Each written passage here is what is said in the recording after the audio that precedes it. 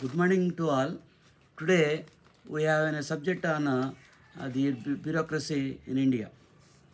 75 years of a nation is a good time to reflect on the performance of the premier service, where it has failed and where, if at all, it has made a difference. It is true that the public perception is negative as the misdeeds of a few whose members seem to be disturbingly increasing rightly get wide media coverage. The quiet and silent youngster struggling to improve the lives and livelihood of people in remote regions of the country often goes unnoticed. Foreign posting incentives are one attraction in the service that often mistakes even the competent a conformist. The opportunity is not fair and equal. A few instances notwithstanding, connections count.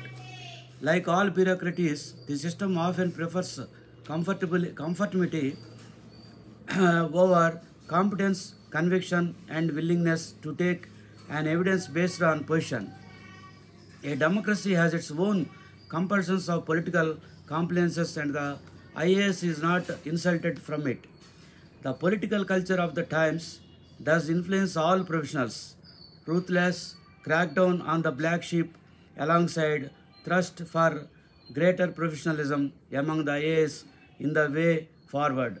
Political democracy will have to be more tolerant to evidence-based dissent and the right person in the right place with a lower premium on conformism.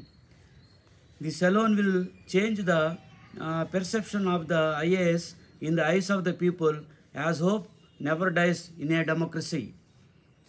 38 years in the social sector, it has been observed to the remotest corners of the country.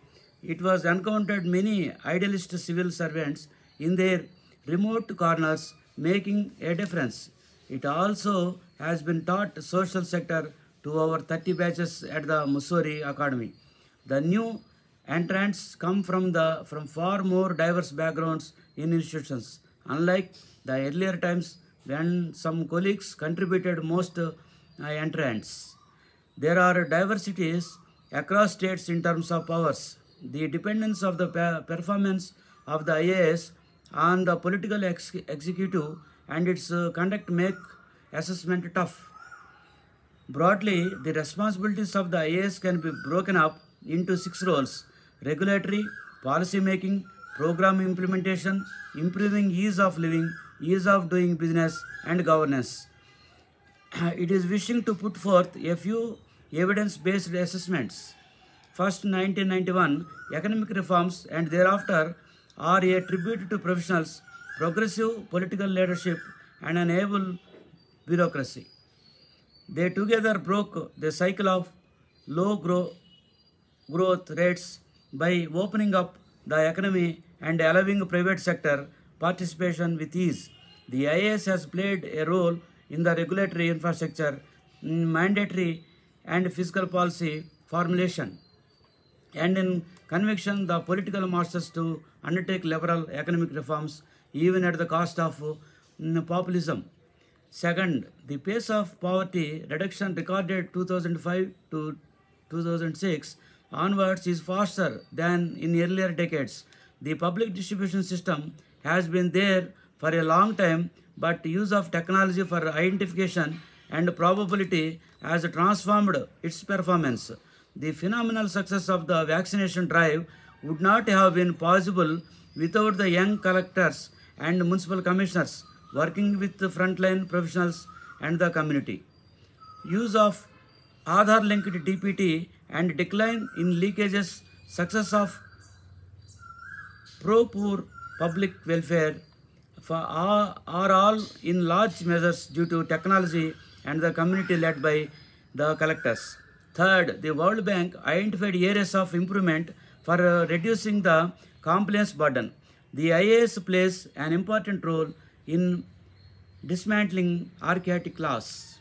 Fourth, the empowerment of the 130 million women through their collective under the livelihood mission and the 31 lakh elected panchayati leaders has been facilitated by the young IAS officers. The power of community organizations working with the elected local government is the way forward. The southern Indian states have fared much better in poverty reduction and economic well-being. High rates of adolescent girls' participation in secondary higher education, a functional public system of healthcare, very fast decline in fertility rates, women SHGs and social capital and the environment for livelihood, diversification through skills on a large scale, access to collateral free bank loans to women SHGs have all contributed to their success. The other regions are now emulating it on scale. Fifth, technology is a means to empower the power. Therefore, it will not conclude that the IAS has failed India. Deepening of democracy and the voice of the poorest will enforce greater accountability. Thank you very much watching this video. Please share and comment and like. Please, thank you.